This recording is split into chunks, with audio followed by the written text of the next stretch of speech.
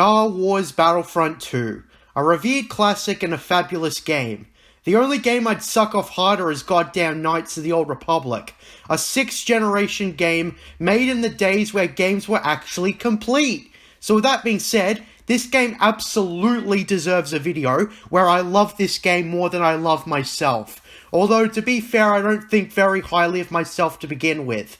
Star Wars Battlefront 2 is perhaps one of the most popular Star Wars games in history. There's arguments for certain games being better, but there's a reason this one was one of the most played games of its time. And that's because it's so much fun. So in this video, we'll be talking about the real Battlefront 2 and talk about what makes it so great. When I first played Battlefront 2, I was blown away by how replayable it was. You look at my time on Steam, and it's a whopping 317 hours. Bloody hell. I know people have played games like Skyrim for longer periods of time, but Battlefront 2 was easily one of my most played Star Wars games, just behind KOTOR 1 and 2. So why is that? Well, let's jump into the game and find out. Since much of the game coincides with each other, we're going to be talking about everything important that I possibly can. Gameplay, maps, presentation, quotability, everything. The game was developed by Pandemic Studios, who until EA bought them and murdered them, were still alive to make great games. Star Wars Battlefront was an imitation of the Battlefield franchise created by DICE. And as we all know, when it was DICE's own turn to make a Battlefront game that was inspired by the franchise they made, they screwed it all up. So for this review, we'll be looking at the Xbox version, which I played backwards compatible on my Xbox One. Because who the hell has an Xbox Series X? They're either too obscure or too expensive, since those darn scalpers overpriced them to hell and back. First thing I like about Star Wars Battlefront 2 is that it has the contents of all the real Star Wars movies. No sequels allowed. And as such, all the content is dedicated to the films that are actually good. Because with the rebooted Battlefront 2, they had to cram the sequel movies in there. So with that being said, the best place to start is the training. You know, teaching you how to press the A button.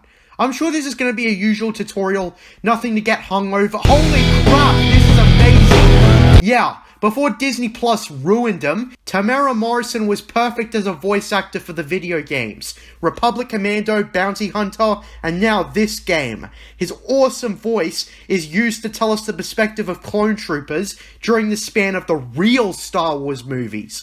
In this game, Tam plays an unnamed 501st clone trooper, recounting in his journals the battles he managed to fight through and survive. On Geonosis, where the first level takes place, he tells us that his first battle was a mess. The planet was nothing like Kamino, and the soldiers he literally grew up with were torn to bits. He's surprised he made it through the first hour.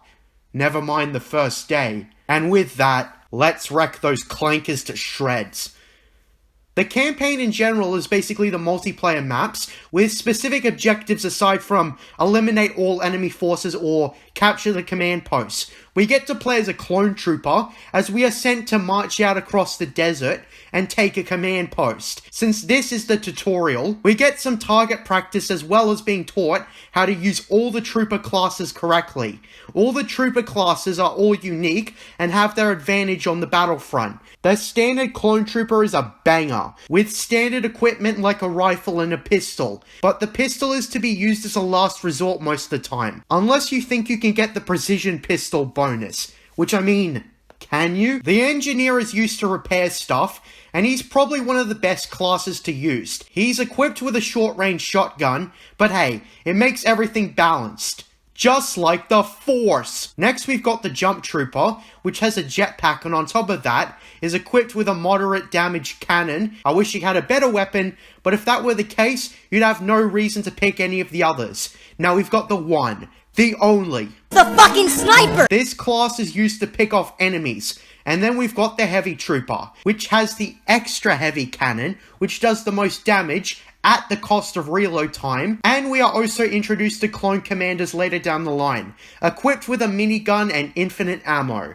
All of the classes offer their advantages and disadvantages, and make all the classes viable options. It's very basic to make things balanced for gameplay, but on top of that, all the classes are useful, and even though I prefer certain ones over others, I tended to use every class to a great extent, except the sharpshooter, but that's more down to personal skill rather than an actual problem. So yeah, not one size fits all.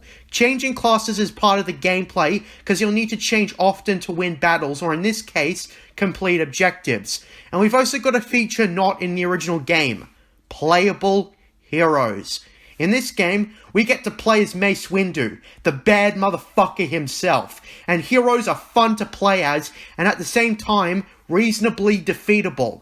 Heroes require enemy kills to regain health that drains more and more as it reaches zero, so quickly moving and picking off the enemies and being the game changer for the other units to move in. In the new Battlefront 2, I hear that so many annoying players are simply corner camping, kill spamming little shits that contribute nothing to the team's effort. So I'm glad to say that the OG Battlefront 2 requires you to be always on the move. With that being said, we are required to take the command post throughout the tutorial and we win. I know it's not much, but every time victory comes up, there's a huge celebration for me on the couch. And with that, the battle is ours, just as it should be.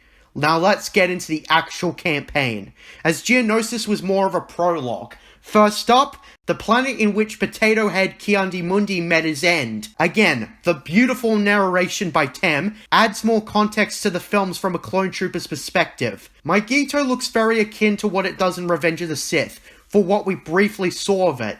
And damn, they made a map out of something from the films that we only saw for 30 seconds at best. That's great! Our objectives for this mission is to collect a power source that the Chancellor wants for his super laser. He said it! He said it! As we are tasked in breaking through defenses, taking command posts, and taking the power source and bringing it back to the main base. I would like to say canonically, this game doesn't make much sense, as the 501st did not partake in all of these battles, but then again, the games are not meant to be taken literally all the time. At least until Disney got their dirty hands on Star Wars, but anyways, we also get a taste of space battles, as Coruscant is being attacked like we saw in Revenge of the Sith, and as such, we have to get into the cockpit and fly around. This is where the fun begins. This is yet another great addition to the game, as space battles add for a new type of battle, and it's something that had to be ticked off. And I like how we get to choose 2 pilot classes and one of the ships in the hangar with different specialties and uses. My favorite has always had to be the bomber, as you need it for the most damage, and it also has a precision primary shot. I do prefer land battles, but space battles make for one remarkable addition to the collection. And they're well designed, and of course, it indulges your fantasy. In fact, this game indulges a lot of fantasies actually, by making the battles playable, which I'm sure is what so many people wanted to do. The next battle takes place on Felucia, as the 501st accompany Aayla Secura to fight droids, and a lot of dangerous fauna. The Acklays to be precise. Frankly, I'm surprised how they managed to make each battle feel different, as despite fighting many of the same units, they changed the objectives and add a lot of unique enemies that hinder you. And hey, for once, defending something helpless is actually fun. Never thought I'd see the day where I actually said that. Aayla Secura also has 2 lightsabers, which probably isn't accurate, but it's fun as hell regardless. The 501st journalist also says at the end of the mission that when Order 66 came, he hopes that her death came quick. She earned that much. Next, we've got the defense of Kashyyyk. I'd like to mention that space battles are actually skippable, which is unheard of in a game, but I understand if people want to get to the land action. So I appreciate the addition of the ability to skip certain missions for those who didn't particularly like space battles. I still played them, because why wouldn't I? The more content, the better. The defense of Kashyyyk consists of defending the beachfront, but since I was a very cocky player, decided to march and hit the enemy where it hurt most, their own central command post. Granted, I didn't actually claim it, but that didn't matter, as I improvised and essentially just started shooting all separatist forces that spawned there. I eventually went to the front I was supposed to defend, but dicking around was fun regardless. And that's another thing I like. Unconventional playing can be rewarding. After the time's up, we are ordered to fall back into the main base and defend the fuel refinery. I used to find this part hard, and the game is punishing as there are no checkpoints. And despite the variable that is reinforcements are out of your control, the game never felt unfair, because the challenge in the campaign was completing objectives quickly enough and keeping your reinforcements high. My strategy was actually to use the repair tool to repair the fuel refinery after it was hit, and keeping myself alive with health and ammo packs. Damn, is the engineer the best or what? We're required to defend the refinery for 4 minutes, and every second counts, which is what makes this part really tense, because you cannot let those damn clankers touch the fuel refinery at all times. After successfully defending the waves, our last challenge consists of spawning as Master Yoda, who, to be fair, is my least favourite of the Jedi and Sith heroes, because despite him being such a small target, his secondary abilities, push and pull, weren't compelling enough. I kinda preferred characters who had the lightsaber throw, but with that, we have to take all of the command posts, and a beginner will find this a grueling challenge, as the Separatists have the advantage, and you're the one who needs to turn it around. I made sure to use Yoda to its fullest extent, and take those command posts back for the Republic, and with that, we're on to the next mission. But not without some foreshadowing, as the 501st journalist talks about returning to Kashyyyk as conquerors. Next, we're on Utapau, in which Obi-Wan faces General Grievous. The mission starts with us taking a command post, before marching down the street and proceeding to take another command post, before we're given the luxury as playing as Obi-Wan. Where we take another command post. Pretty straightforward, but the heroes are the game changer in all modes, so use these as best as you can. In my playthrough, the furthest I got with Obi-Wan is defeating Grievous before some droids got a lucky sniper shot into me. And here I wanted to talk about how quotable this game is, as this is perhaps the most quotable game in the franchise, besides KOTOR. Every line is a meme, just like the simulations. I think this has to do with how fun the gameplay is, because when you're having fun and a trooper randomly makes a remark, you remember it. Even story or galactic conquest lines are quotable. I can't think of much more games with more quotable lines. There are some contenders like Halo, but no game I've played comes anywhere close. Continuing the mission, our heavy trooper is recommended to shoot the shit out of 2 turrets, and then an additional target. And with that, the very uncivilized General Grievous is confirmed dead, and the 501st journalist says that the time for celebration was halted by their next orders. Then perhaps comes the most incredible narration from the 501st journalist.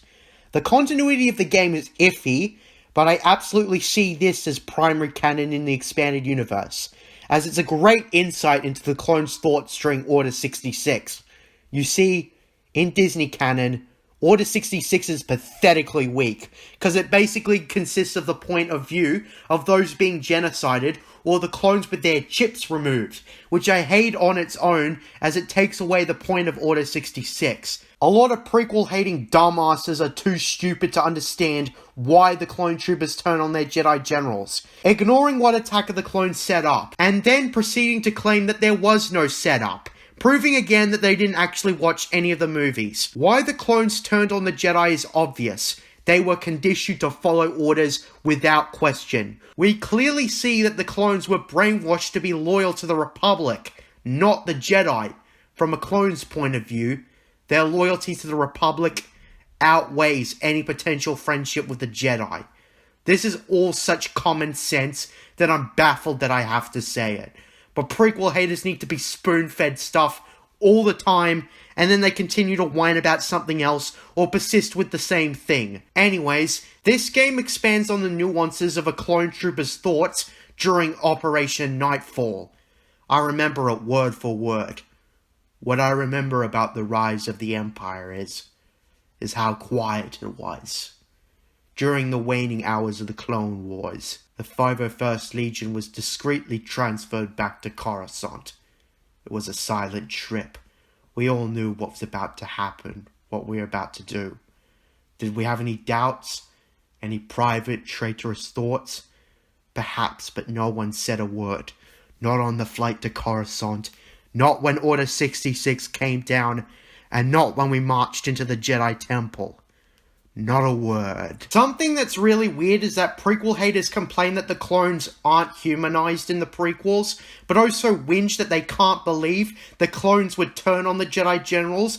It's leaning towards two contradictory criticisms, because if we saw the clones' friendship with the Jedi, wouldn't it be harder to believe it when the clones turn on the Jedi or something? Where are your standards? Give me an answer, because I'm shitting myself. I mean, this is prequel haters we're talking about. Unless the film was exactly what they wanted, they still would have complained if the film did the opposite in a parallel universe.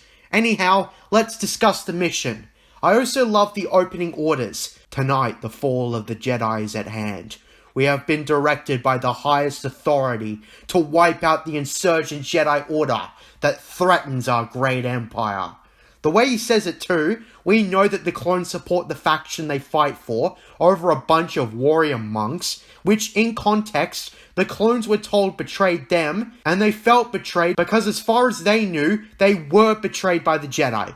But oh well. Good luck trying to tell a prequel hater all this crucial context. They'll just find some excuse to hate on the movies regardless. We take a foothold in the Jedi Temple by capturing a command post in one of the council chambers. After this, we are tasked in defending the Jedi archives as the Jedi are unwilling to give them up to the Empire. Anyone who's played this mission, aka real Star Wars gamers, knows how tough this part is. Given there are no checkpoints, and the library walls are extremely vulnerable and drop off quickly. Well, I'm here to save the day, and share my semi-foolproof strategy.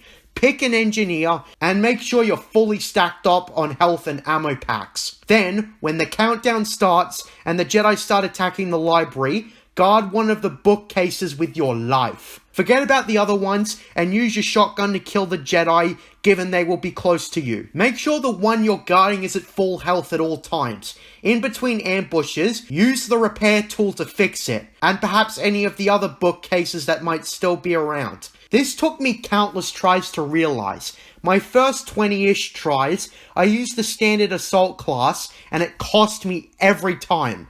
But then I started experimenting with other classes. Engineer was the right way to go. You cannot afford to die, as it leaves the bookcases unprotected, and those health and ammo packs will help you stay alive for as long as possible, especially if you're going up against Jedi. The Jedi Temple level forces you to change up your strategy, as clones versus Jedi throws you out of what you're used to, as the Jedi have the high ground when it comes to AI versus your comrades. If this were purely an AI battle, the Jedi would win. I like that despite being a weak soldier in every mission, except for the hero opportunities, you are still the game changer. It's an interesting feeling. Then we finally get to play as Anakin Skywalker, and act on Emperor Palpatine's dark plans for the galaxy, killing all the Jedi at the temple. And I made sure not to waste him, as you only use him once. And we slaughter every man, woman, and child in the temple. We leave none alive. Not even Reva, cause this is Legends, bitch. No social justice allowed. After killing 3 Jedi Masters, we've secured our glorious empire, and the second half is just as good as the first. Unlike the blasphemy that was the reboot version of this game, which had a shallow idiot defect to the rebels after 3 missions, I'm happy to say that the 501st journalist does not succumb to that fate, as he is a tried and through Imperial veteran. He actually believed in the Empire, and would never abandon it. The closest he'd come to that was retirement. After the New Order is secure, Palpy's homeworld Naboo is resisting the iron fist of the Empire. And so, under the direct command of Lord Vader, the 501st manages to gain the reputation as Vader's fist. Too bad it was cut off in Return of the Jedi. That's probably why the 501st did a piss poor job at Endor. Anyhow, it's time to take the treasonous Naboo Queen out of power. and put the system in its place, and teach them the consequences of defying the Galactic Empire. What better place to battle than the capital city of Theed? I managed to survive this mission up until the very end, and I mean the very, very end. I'll show you what I mean. After taking numerous command posts and destroying the palace's grid, we get ambushed by a group of Jedi and the Queen, but I manage to kill her, and at the same time, she manages to kill me too. In my headcanon, the trooper I was playing as was regarded as a hero of the Empire after his death for quelling the Naboo rebellion, given he took out so many Naboo rebels, and every year after the uprising was quelled, my soldier got a monument in his name, honouring his actions in the name of the Empire, for landing the killing blow to the Queen, but in turn, losing his own life. RIP Random Trooper number 35. Your sacrifice will not be forgotten. Next, we've got the unthinkable. A nuisance of the Clone Wars, Gizor Delso, has been building battle droids on Mustafar. It's time to show everyone that the galaxy's fed up with clankers. The mission stands out for being a custom Empire versus droid scenario that is not accessible in instant action or galactic conquest. And while I wish it was, it may be an incentive to play the campaign and get a unique experience.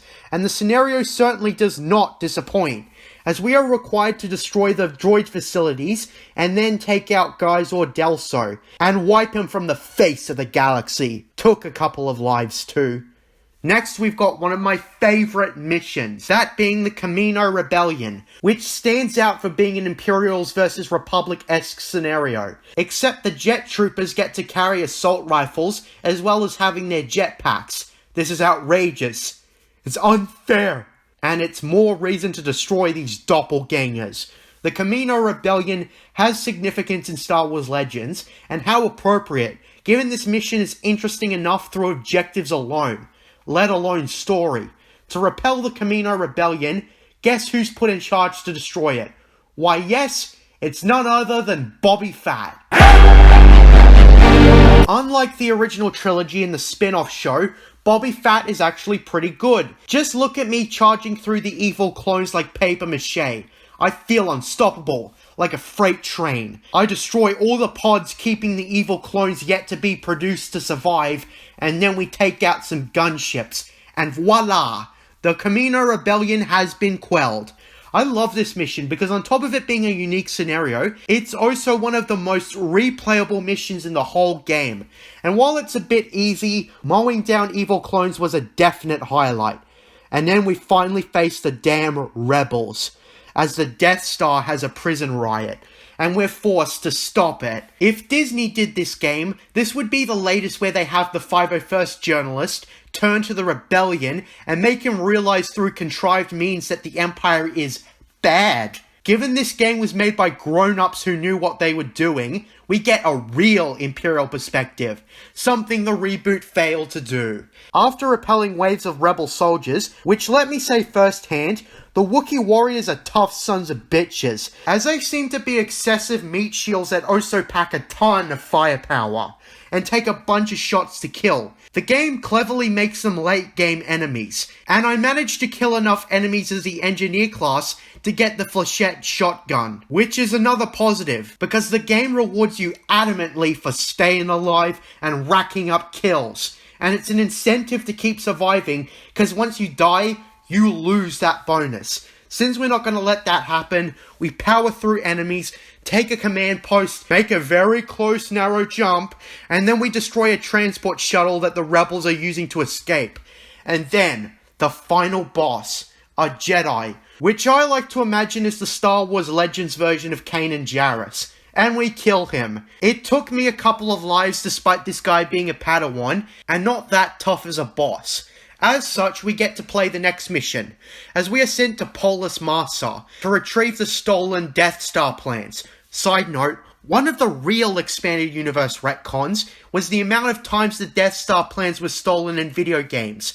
Empire at War did try to alleviate the confusion by saying the Death Star plans had fragments instead of one big schematic as seen in Rogue One, but given how many fragments there were, it gets confusing. Although to be fair to this game, I always saw it as secondary canon, given the Clone Wars wasn't entirely accurate with the 501st's involvement. Anyhow, let's shoot some rebel scum and imagine Rian Johnson is one of the rebels we kill. I mostly played as an engineer, as that proved to be my favourite class at this point, as we again mowed down those dirty T words. To sum up this mission, it was probably my least favourite in the second half of the game, but not for any objective reason. Maybe it was because Polis Massa is my least favourite of the maps. What's wrong with Polis Massa? It's hard to tell. It's sort of cramped but not tight enough for close call moments, as well as the vehicles being useless for the most part. But anyhow, let's get on with it. After that, we play out the events of the films, as we track down Princess Leia of Alderaan with the Death Star plans.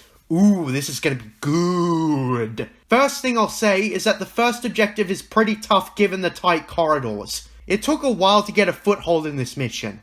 After that, we immediately play as the Dark Lord Vader, and although his movement is a bit iffy, Darth Vader plays like a psycho Rambo killer with a laser sword. On my second try, I absolutely used him to my fullest extent. Since time is of the essence, I rushed through, kill as many T words as I could, destroying consoles, collecting an item, and going face to face with the Dark Lord's daughter. And when we got her, it's hugely satisfying. Cut to the Battle of Yavin. We lost. We lost everything. And I feel for the 501st journalist as he expresses his rage. Those dirty rebels murdered men he served with for over 20 years. Now it's time to put the rebellion to the end. We invade Yavin and restore peace to the galaxy under the Emperor's thumb. Yavin is probably my second least favourite, and again, it's just because it isn't as interesting. It's mostly to take command posts, hold your position, and kill rebel leaders. Then, after a 3-year wait, it's time to finish the fight, as we are to crush the rebellion once and for all. But this time, with a twist. And why does there always have to be a fucking time limit? Yeah, you need to complete this mission as quickly as you can, while keeping the AT-ATs functional. The command posts are a huge hassle, as enemies just swarm all over. Top that with the enemies having the advantage with turrets, and the terrain being damn long, is a challenge for the ages. This level is probably the closest to being like the films, as we actually get to destroy the shield generator, and prevent the rebels' escape. As we transition to Darth Vader, who I managed to keep for the rest of the mission, a first in any playthrough, which surprised even me, and as such, I obliterated the rebels, taking revenge for the Imperial lives lost.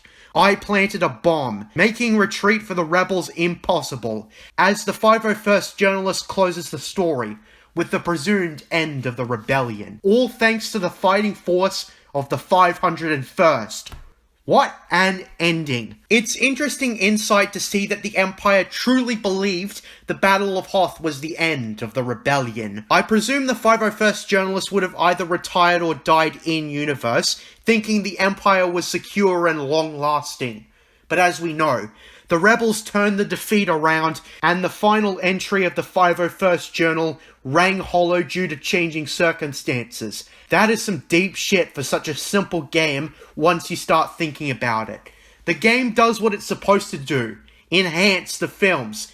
With the exception of The Phantom Menace and Return of the Jedi, Battlefront II covers events in all the real Star Wars movies by George Lucas, and pulls them from a different perspective, a veteran who's fought in all these classic battles. Again, Tamara Morrison made for a brilliant narrator, and this might actually be one of his best roles, not just in Star Wars, but in any film, show, or game ever. The 501st journalist is an unseen, yet fully characterized character. They don't even give us a name, and we still know who he is as a character. For a campaign of this design, it may be the best ever of its kind. Certainly better than all the Battlefield campaigns, as DICE are just horrible at writing stories. The best they could do was Battlefield 1, and the worst was certainly the rebooted Battlefront II. The campaign managed to be both simple and deep at the same time, experiencing battles as a random clone trooper, and being given insight by an unknown veteran. All levels, save for maybe a few of the space battles, which are easily skippable, are fun, fluent, fast, and rewarding. And on top of that, it not only did the Imperial perspective without backtracking, it did it justice. Now let's talk about Galactic Conquest. The best idea a shooter ever came up with, aside from maybe Forge from the Halo games, they turned Star Wars Battlefront into a game of Risk essentially, by having you on the losing side and having to turn your defeat around, getting a bonus for defending or conquering planets.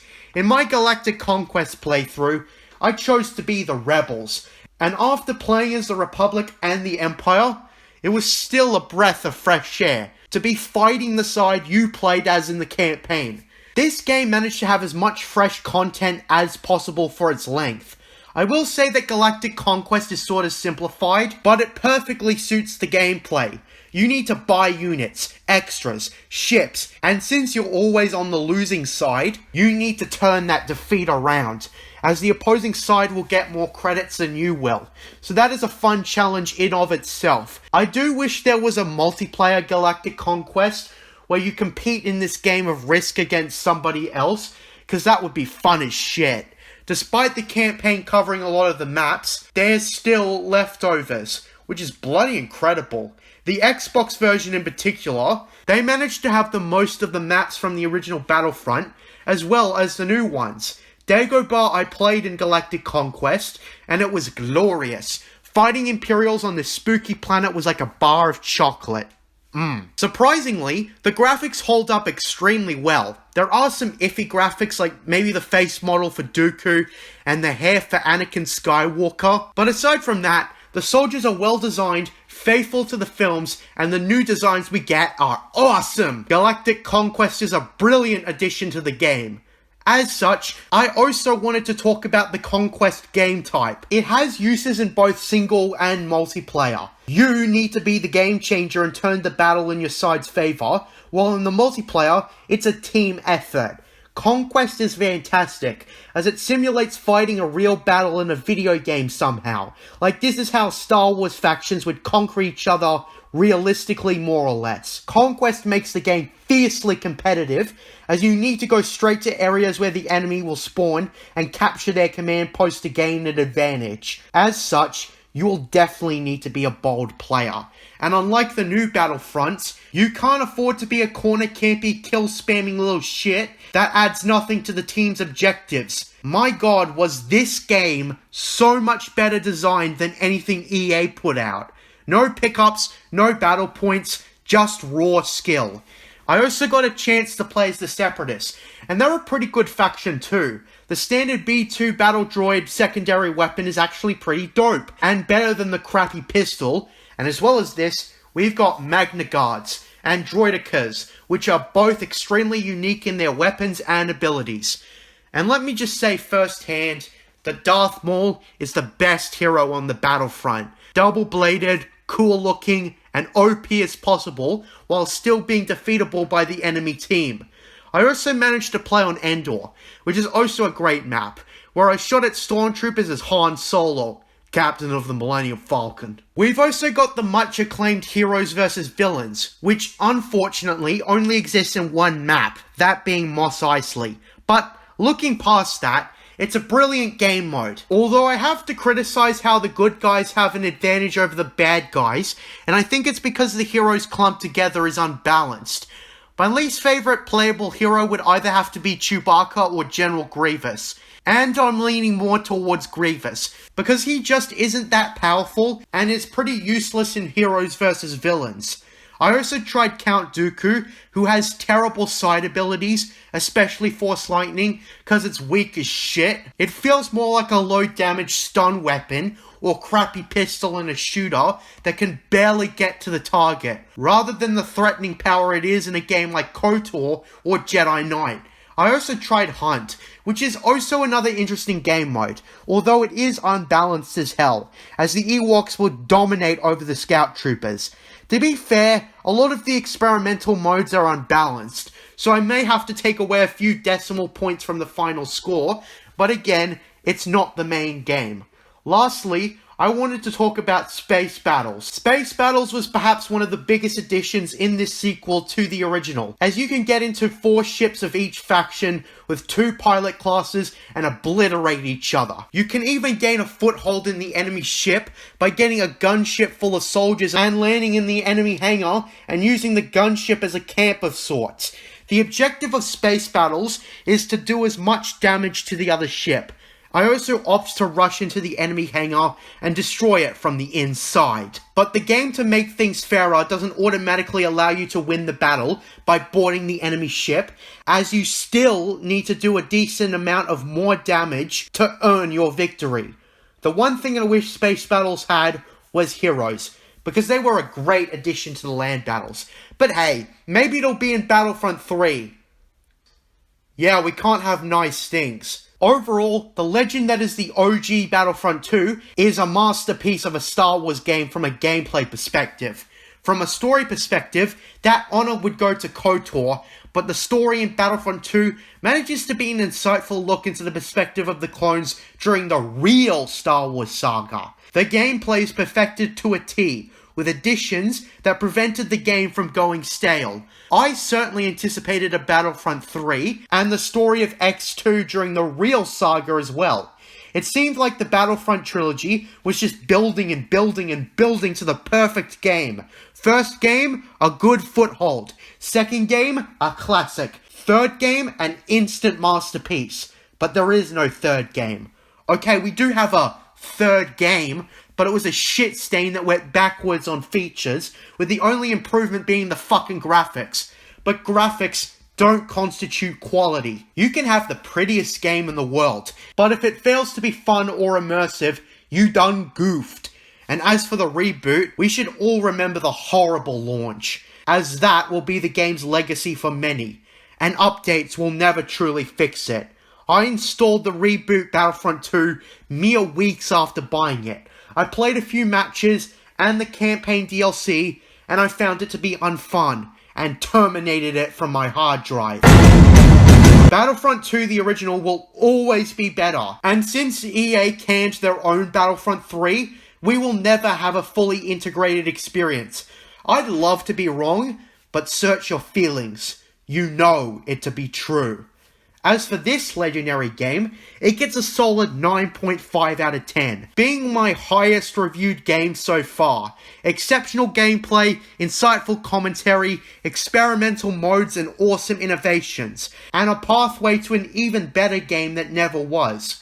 For that, 2005's Battlefront 2 remains in the top 5, and even perhaps the top 3 best Star Wars games. I hope you enjoyed this critique. To wrap this video up, here are my patrons on screen.